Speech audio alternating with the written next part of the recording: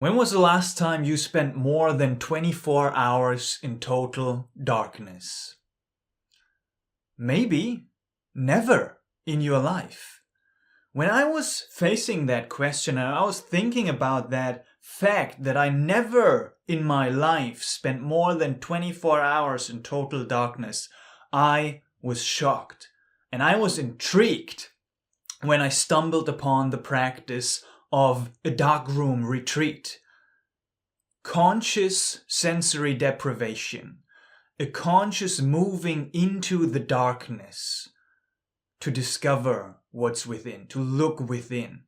So in this video I want to share my experience of my first 8-day darkroom retreat and share a little bit about the practice itself, what happened, what I got out of it, and why it's valuable. Because the darkness plays such a crucial role in my personal metaphysics, in the metaphysics of many spiritual traditions, and also, as we talk about here on this channel, in our psychedelic practice.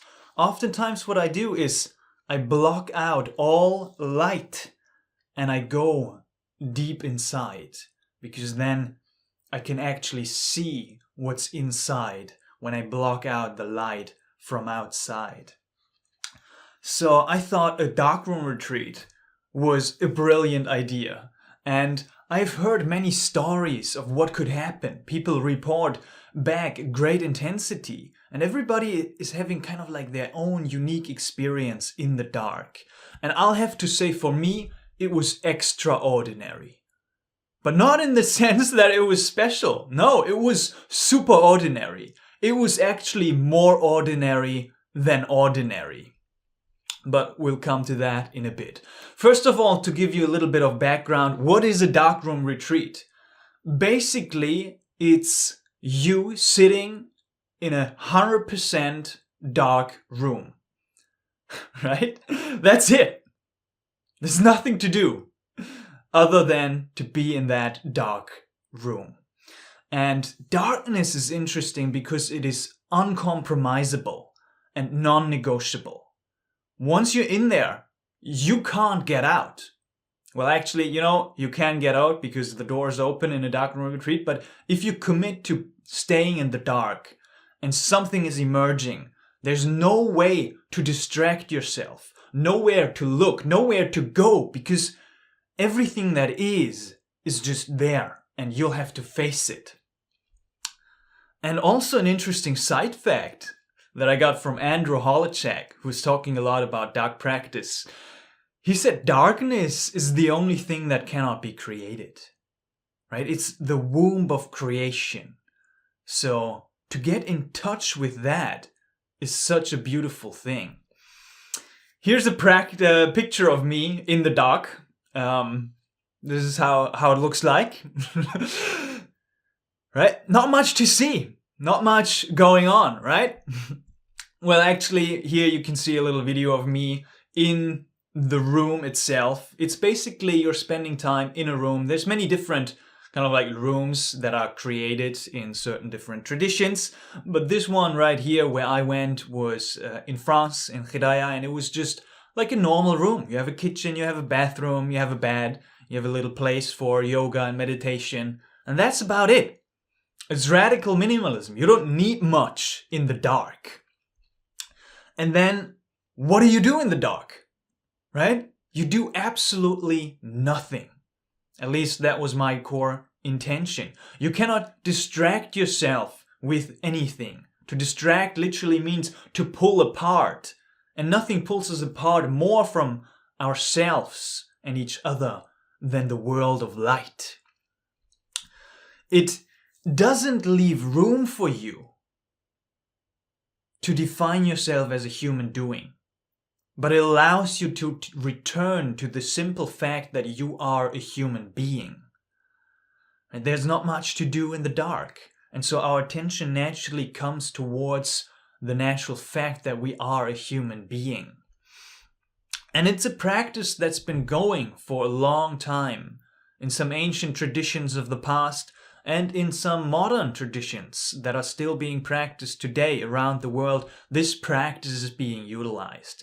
maybe the indigenous Kogi tribe, some of the Hindu traditions, Buddhist, Taoist, or even ancient Egypt. You know, we can see this practice being utilized in a lot of places.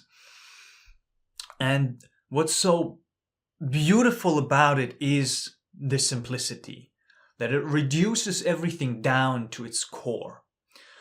So the basics of what I did was I set my intention to go in for 8 days. Some people say it's quite a lot. Some people say it's a good amount. For me, it was the exact right amount. I did 1 2-day retreat before where I was just here in my home, and I basically just put on this eye mask, and I was spending 48 hours in the dark, because through that thing I can literally not see anything. And so to get a little touch of how that feels like. And then I felt comfortable going into an 8-day experience, because I love intensity, you know, I love to go in and really immerse myself in some practices. And that kind of like backfired, as we will see towards the end of the video. And what my schedule looked like was basically waking up, having breakfast, sitting, lying, sitting a bit more, and lying a bit more. And then eating maybe again, taking 1 shower in the evening, and going to sleep. That's it. That was my typical day. So there, in the room itself, there was a little food box where food was delivered 2 times a day. And some darkroom retreats, they do offer a little bit of conversation and kind of like coaching services or spiritual support once a day. But in my retreat, I did completely solo. So there was the opportunity for me to write a note and to actually speak to the host. But I never did, because there were no like technical issues, or there were also no internal things arising for me. And it was also, for me, it was at least advised that I stay with my experience, and I do the experience solo. And so I did. Again, food 2 times a day. And after a while, I kind of like got into my routine. But to zoom back out, you might ask, like, why would anyone want to do that? Why would anyone want to go into the dark? And for me personally, you know, my intention was just this deep inner calling, kind of like a deep inner knowing that I would love to experience that. The deep curiosity about the dark and what might emerge within myself in the dark. And especially my core intention is always deeply related to kind of like a path of self-realization and deep self-discovery. So meditation and awakening were kind of like parts of my curiosity. And also, you know, just to rest and to open to what's present, to open to the experience. And some people might not understand, you know, in our culture where everything is so light-centric and we're so focused on the outside, going inside is it's a bit weird. And even, you know, in just my usual environment with a lot of people where they're like deep into just like cultural programming, they're like, how could anyone do that? You know, why would anyone want to do that? But you know, if you're spiritually inclined, you might already sense that there's a deep value in just facing the dark, because the dark has so many connotations, right? And now moving a little bit into my experience, literally what happened is nothing. Like for me personally, in that whole retreat, nothing happened. And that's quite interesting. And I'll touch on that later. But, you know, the darkness, it's fundamentally neutral, right? The darkness doesn't bring anything into the space, but it's more like a mirror, a metaphysical mirror. It's a contrast medium, and it allows you to see yourself. It allows you to see the contents of your mind and of your heart. And the darkness is just providing the space for that to emerge, and how you respond to that. That's then the experience that you're having in the dark, right? And the beautiful thing is you can't get away from yourself. You'll have to face the contents of your mind and of your heart. So what happened for me? The first few days, like many people, I did sleep a lot. I was just like, my body was in need of rest. And so I just rested a lot, which is also just a beautiful feeling, you know, just like this freedom to take this time to rest. To say like, I don't have to do anything. No, I don't have to, literally not do anything. So if my body feels tired, I can go to sleep. I can go rest. If it's the middle of the day or middle of the night, it doesn't matter in the dark. I can just rest however much my body wants to rest. And so I did. And then over the 8 days, what emerged was, well, as I said, basically nothing. But in relation to the spiritual practice, I noticed some hindrances arising. There's the 5 hindrances of Buddhism, and a couple of those seemed quite relevant to me. And I was aware of them before, but I wasn't sure how to navigate them in the dark. So one was especially potent and present for me throughout the experience in the dark. It was sensual desire. Especially for me, it was sexual fantasies. You know, just like I had that in other meditation retreats as well, where just like after a while, just like this intense desire was coming up, and sexual fantasies were emerging, and I was feeling a lot of lust. You know, and then in the experience, I was just watching it. I'm like, okay, there is sensual desire in me. You know, just letting the desire arise without feeding it and without fighting it. At least that is what I was trying to do, because I was noticing this. You know, it's raw life energy, and it felt very energizing, even, you know, just to observe it and move it through the body and just feel it. And I could see it rising and passing away, and rising and passing away. So that was one aspect that was quite present throughout the 8 days in the dark for me personally. The other one was a little bit of sloth and torpor, you know, just like the one aspect was, okay, I was sleeping and I was resting as much as I was resting and as much as I needed to rest.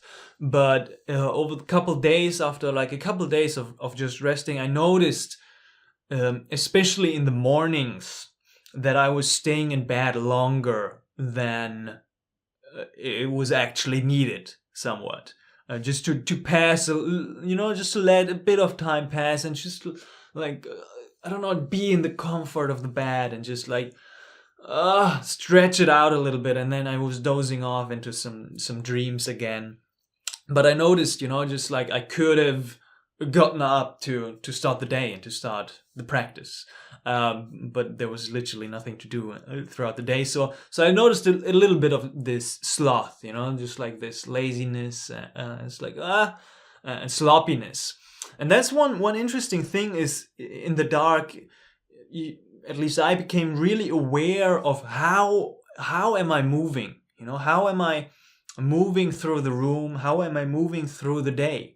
How do I wake up in the morning? How do I approach my meal? How do I, you know, just like when I feel the sensation and the desire to change positions, like how am I changing positions? How do I go to the bathroom? How am I with myself? How am I, you know, just like relating to the contents of my experience? Very aware of that.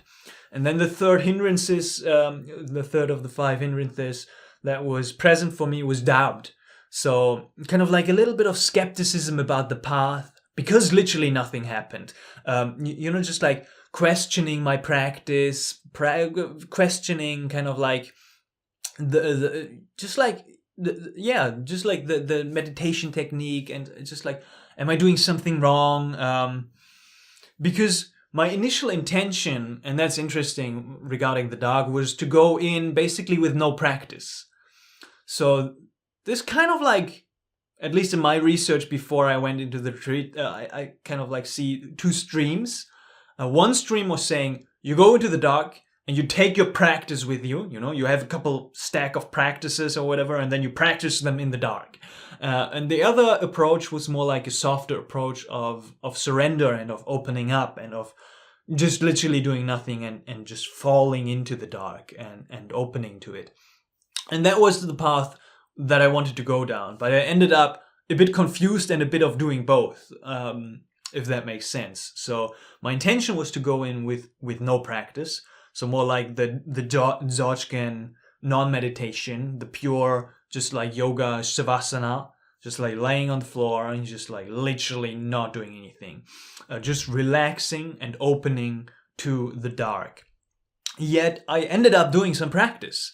So somehow I stumbled in the dark. I was like, there's literally nothing to do, and that was boring and I couldn't stay in that. And so I decided of like, okay, first 4 days I did a lot of anapana, breathing awareness meditation, just like watching my breath, and practicing a bit of concentration in conjunction with just opening and relaxing. And then after the 4th day, I switched to what is known as a satisfaction meditation, or I call it sometimes the appreciation meditation, of just being utterly satisfied with the present moment, just like being completely satisfied, not wanting anything from anything, you know, just this, and a bit of I am meditation, so the classic Nisargadatta, sensing and dropping into the I am sense. But still, as I was doing that throughout the days, it was quite ordinary. There was no particularly blissful experience, nor a particularly terrifying experience. And so my mind was running a bit and was doubting a bit, and it was switching practices, and I was doubting, and my mind was kind of like planning or spinning a bit in that space. And through that, I realized, like, I've got an untamed mind. Like, this thing is just running wild, basically. Throughout the whole retreat, I realized, like, I've got no control. And I don't know what to do about it, basically. And that was kind of like this spiritual confusion and being lost a little bit in the space that was coming up. And a bit of humility arising of, like, I recognizing how much I'm still at the very beginning of this path, depending on, you know, which path you want to go down. And many traditions do put value on just you know, just like handling your mind and getting it a bit under control and taming the mind a bit, while other traditions still just go more the path of just letting it all go and seeing and appreciating all the contents of its minds, and basically just recognizing the awareness that's behind it. Much nuance there. That was a bit oversimplified. But yeah, as I was coming out of the retreat, you know, just like I was recognizing, I don't know if I want to see those hindrances as hindrances, as I said, because we could redefine the hindrances as the entire framing of hindrances already kind of like belongs to a path of refinement. Right? And in some non-dual traditions, like Dzogchen, for example, we have more like a path of recognition. So the question then is not how do I deal with desire or doubt or activity of the mind arising, but from what awareness are desire and doubt and activity of the mind appearing. So I'm not quite sure how to deal with them, but you know, just from this side of the coin, then the sexual fantasies and the mind adopting and all that kind of stuff, they are not obstacles or hindrances, but a self-display of awareness itself. And then from that standpoint, from the more non-dual stance, there's nothing to purify, there's nothing to fix. That was perfect as it was, basically. There's no reaching for any kind of tamed mind or still state. A bit more on that in the integration. And some other factors that were coming up and arising during my experience in the dark, which have been, I guess, quite personal, you know, just like I've been dealing with chronic sickness for a couple of years now. and that was arising. It was not going away as I was resting, but I was just like noticing my sinuses, just like my snuffy, stiffy nose, and my throat was hurting. And I had a slight headache or like a pressure in the head for a couple of days. I don't know if that's related to my chronic sickness or if that was an appearance that was arising because of the sensory deprivation.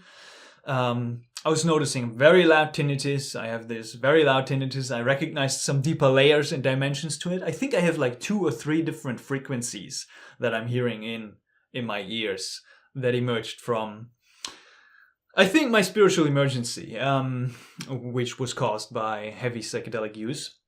But I was noticing just like the one ringing was coming more from the right, the other one more left, front left, that display. But it wasn't really pleasant, I couldn't make peace with the chronic sickness or the tinnitus, but it was also not really bothering me, it was just present.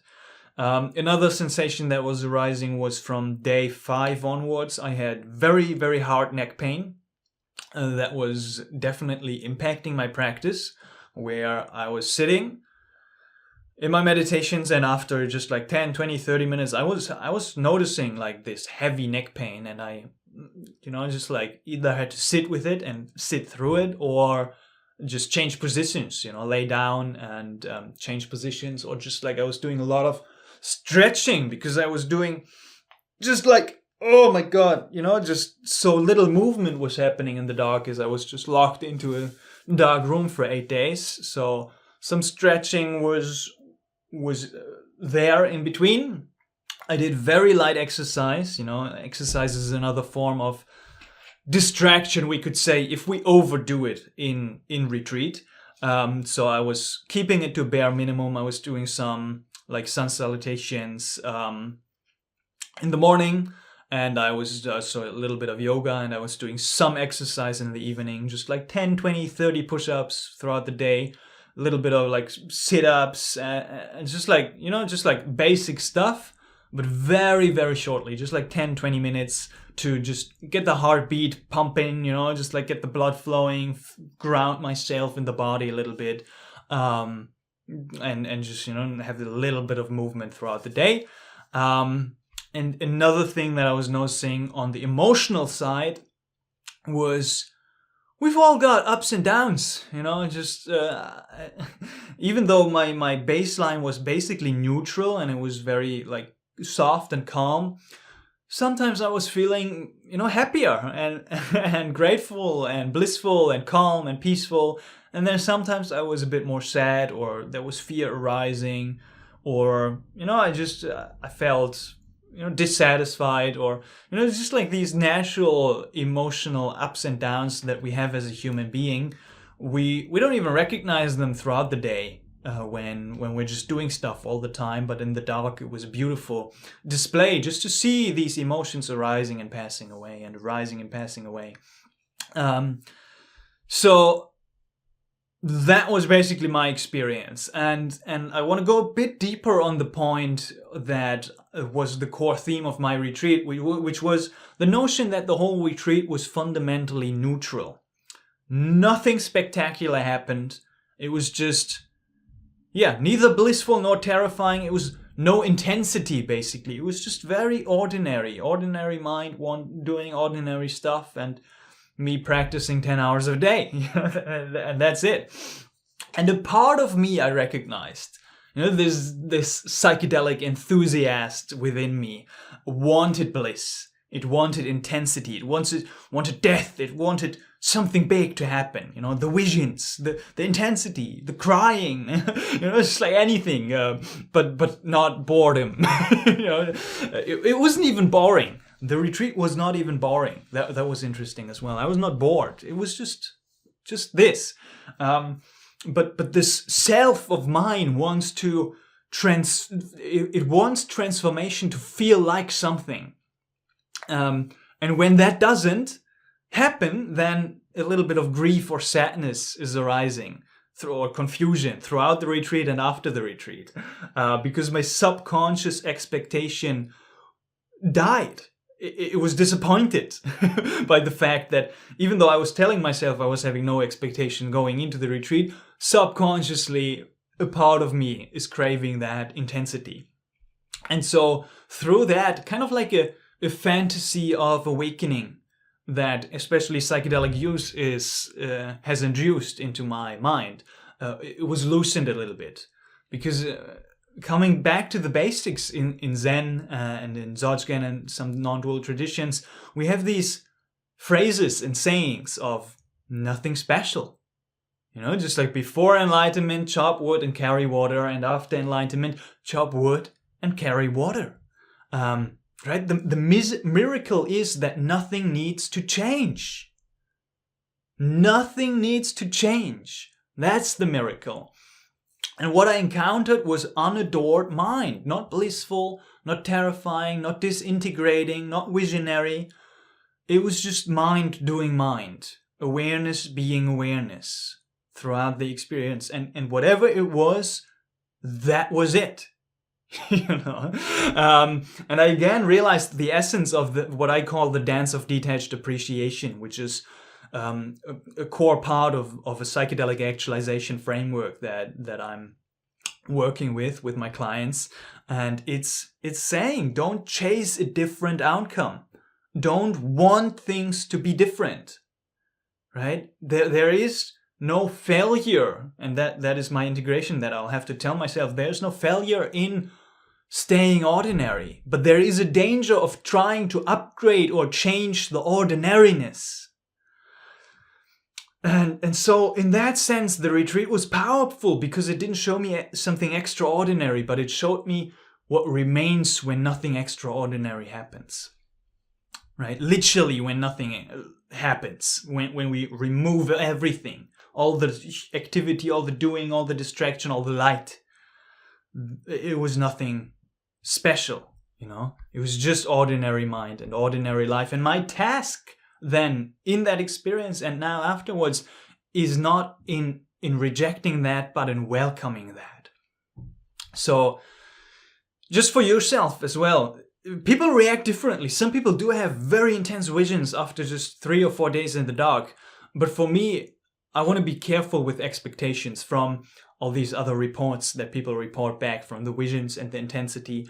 Because for me, I was then thinking in the dark, like, am I doing something wrong? Did I do something wrong? Am I a spiritual failure? Just like, no, it's good. It's fine. And that's normal as well. That's good. That can happen. Just like the pure neutrality of nothing happening is a possibility as well. But I could notice a little bit at some points throughout the retreat that there is a potential for the dark to be a bit of a more intense teacher. So I did notice that maybe some visions wanted to come through here and there. They didn't really, but there were maybe when I was transitioning out of the dream space into waking state, some visuals I was kind of like imagining to see some spheres or colors or whatever, just like stuff was appearing. So that was happening. And towards the end of day 4, something really interesting happened. And that was that I was feeling this rush of energy. Or like literally I was just laying there and I was like feeling a bit uncomfortable. And then I had this rush of energy. And I could feel like my heart pumping really fast. And I was, oh, here we go, it's like, here we go, this is gonna happen. And then my body started to shake because of all that energy. And I was like shaking like, well, and then my camera stopped and now I have to shoot the rest of the video again. But yeah, where was I? I was releasing that energy and then it subsided. Nothing happened. That was it, basically. It was just there for 20 minutes and then that was it. But I could see, if that would have holded on for like the next 4 days, the whole retreat would have been a really tough and intense and emotionally challenging experience. But it wasn't. It was just, for me, it subsided. but I still do hold very deep respect for the dark. So overall, the retreat was quite smooth and calm for me. And it's interesting, it was easy in a sense, but I want to be really careful with that word easy, because I could notice almost like a disgusting spiritual pride arising and my ego attaching to that notion of like, I did 8 days in the dark, and for me it was easy, and for others it's challenging, and so I'm advanced, it's like, and immediately as I was noticing that mind arising, saying that, I felt this deep disgust, and I was like, ooh, I'll be really careful with that kind of stuff. So I don't want to say it was easy because I'm advanced, but it was easy because nothing dramatic was required. It was just this, it was just happening, and I still hold, just deep reverence before the dark, and I can see the potential of the dark being very humiliating and it's like humbling and quite intense as well, when stuff like the shaking and the energetic vibrations or the visions are breaking through, and there's literally nowhere to go and nothing to distract yourself, just like that's intense. But yeah, for me it was just like a normal solo meditation retreat while being in total darkness. The darkness was not really challenging as well, just like the orientation of the room was quite easy, finding food, finding the toilet. I haven't lost anything. It's like it was all quite simple and very soft, with lots of room to move intuitively, and I loved that. There was no structure, no meditation time. I could practice whenever I want. I could sleep whenever I want, eat whenever I want, shit whenever I want, shower whenever I want. And it was just like good. I could change positions whenever I want. And that was, I loved it. It was just beautiful to have that simplicity of structure, to do some practice and to look inside and just to be there. But regarding the lack of intensity, it was not what I wanted, but it was exactly what I needed. Oh, and then basically, the moment of truth, just like coming into the light. What happened? Coming into the light is oftentimes for many people the most intense part of the process. Sometimes we see these Instagram clips nowadays where people emerge into the light and they just cry out loud because of the beauty of the world and of the gratitude and of just like this release and wow, what's happening. And I was kind of like expecting that as well, or anticipating that at least a little bit. And when it was time for me to turn on the light, I was just like, okay. And I was turning on the light, I was turning on the candle, and that was it. Just like no emotional release, nothing special. It was just like, it was dark, and then there was light.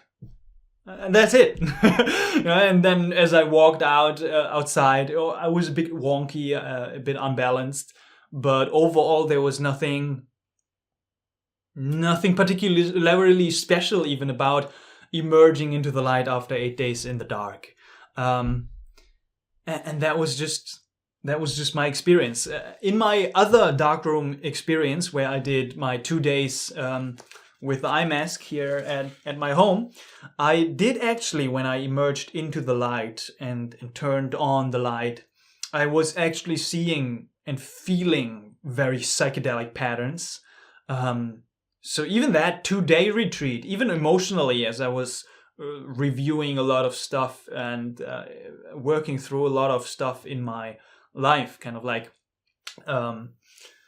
psycholytic kind of material was emerging in my 2 days in the dark, which is interesting. In that sense, my 2-day darkroom retreat personally at home was a bit more intense than the 8-day retreat at the retreat. But yeah, for this 8-day retreat, I emerged into the light, and it was, even that was nothing special, just very neutral.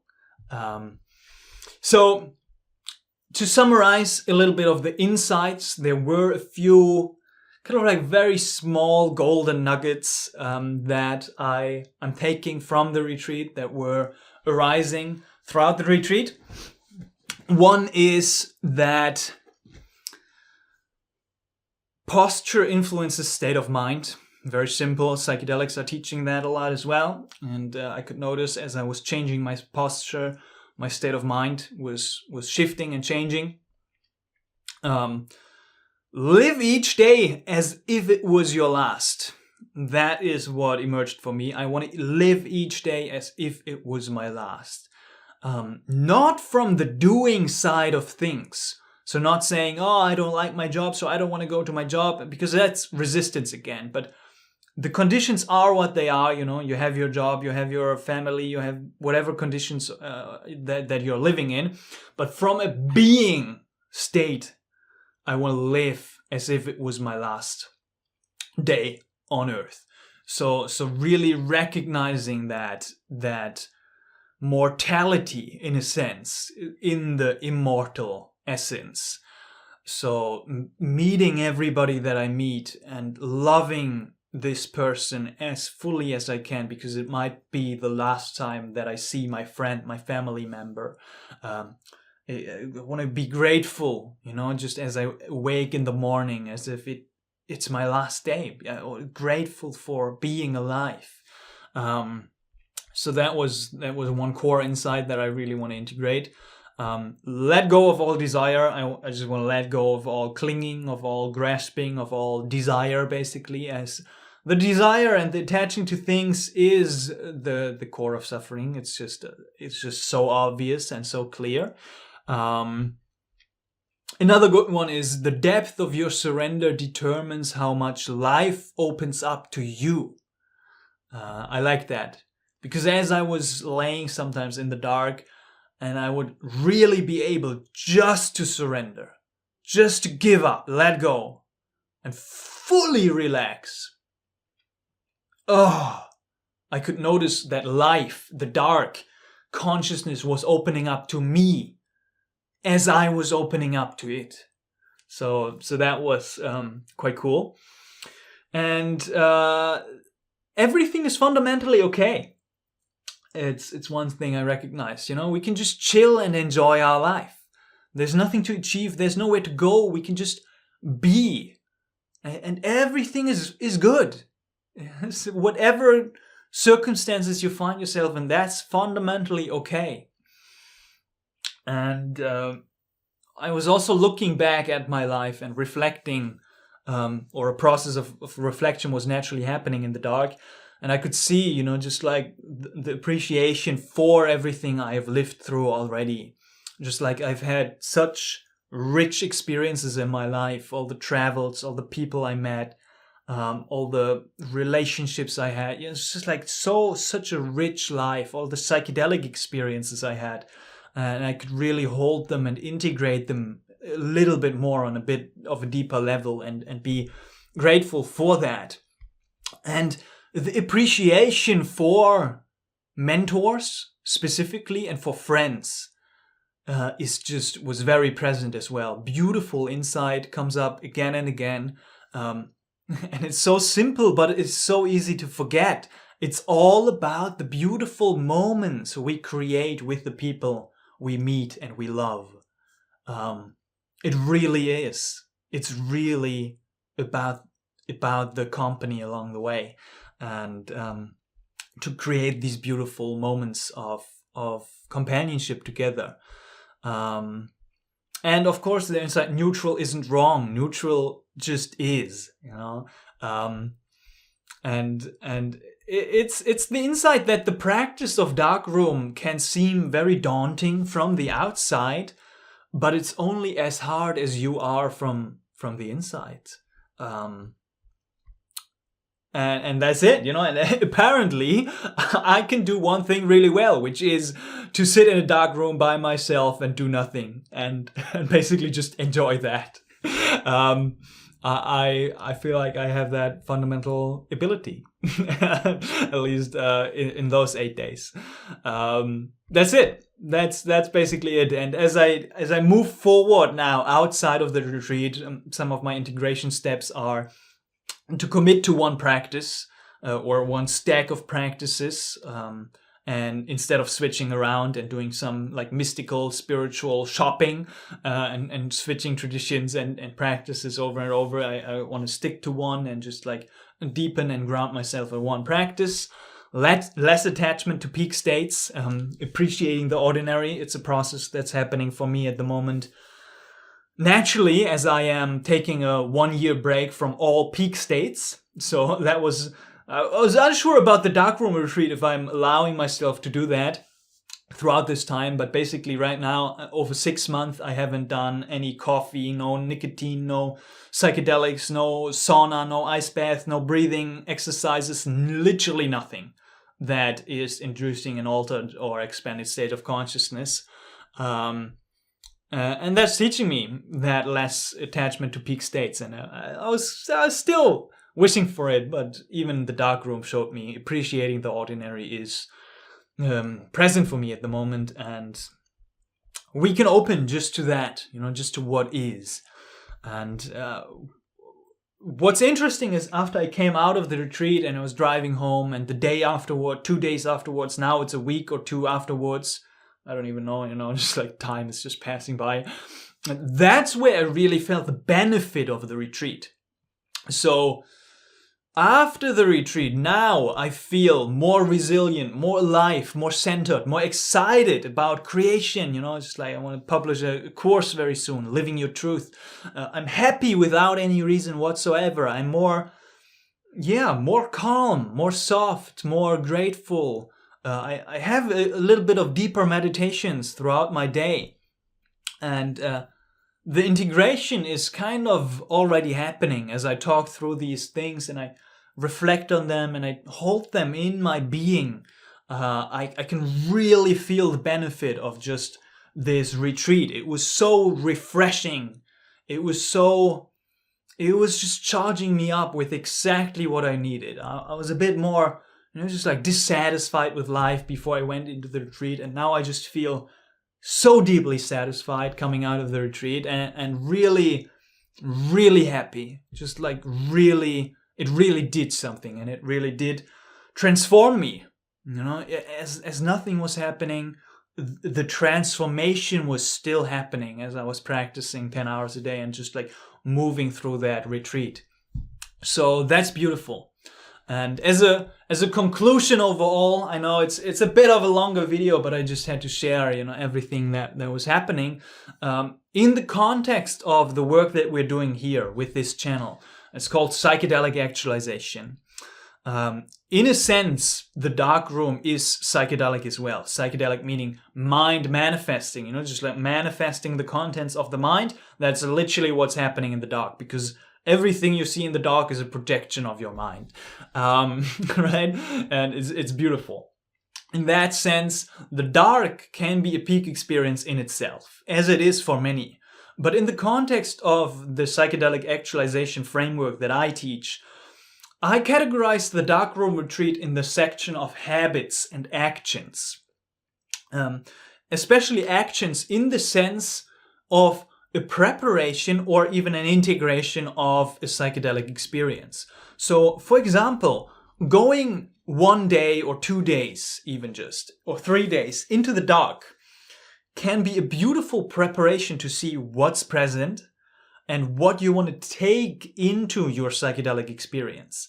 And even coming out after 3 days of meditation or 2 days of Darkroom, and then moving into a psychedelic experience can really intensify. I imagine, I haven't tried, but it's definitely going to intensify the experience and catalyze the potential for just like deep visionary or emotional breakthroughs to occur. So that's quite powerful. Careful with that, as just like even combining is going to be, you're playing with fire. It's two very powerful practices here, but especially then also for the integration in the psychedelic actualization framework, it can be quite powerful to see, I've had all these experiences, I've had the highs, I've had the visions. How do I really integrate them?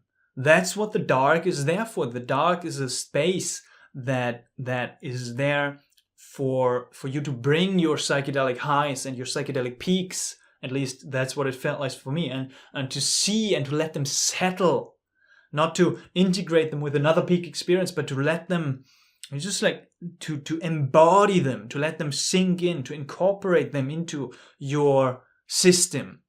So in that sense, the Darkroom retreat is a powerful integration practice as well. And even for people who haven't done psychedelics but are curious about psychedelic space but a bit afraid of going into psychedelic space, a Darkroom retreat can be a powerful way just to tap your toes into the water of psychedelic space without consuming any psychedelic substance.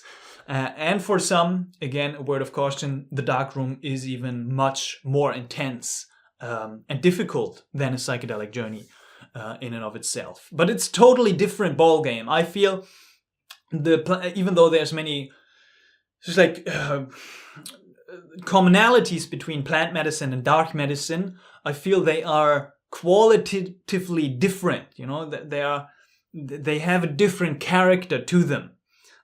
Just as breathwork and psychedelics can be quite similar but are still very distinct practices, psychedelics and Darkroom can be in a sense similar, but not to put any expectation on the Darkroom or the psychedelic, because they are still very distinct and different in the ways they work with you and display their power. So overall, just 2 retreats itself, and especially Darkroom retreats, I feel retreats in themselves are infinitely valuable and a must do for everybody who's on the path of self-actualization and self-realization. It's just, there's no way around it, just to do personal retreats, and especially Darkroom retreats seem to be a very pure and intense way to really look within, because there's nowhere else to look. So I hope you enjoyed that video. If you're curious about integrating some peak experiences or spiritual experiences you've had, I do offer coaching. There's a link in the video description. And if you're curious about psychedelic space, there's a powerful masterclass that I created, which you can watch right here, that explains everything about psychedelics as a magic pill or also not as a magic pill, looking at all the benefits and the dangers of psychedelic practice. Hope that was enjoyable. I really enjoyed it to just share everything about my experience. Quite a bit of a longer video, but yeah, so good, man. So excited for life. Woo! And I'm excited to also explore Darkroom retreats further and step up the days and just like maybe make that a consistent practice once a year, once every couple of years, to really return to the darkness, because the darkness is my friend. All right. Much love.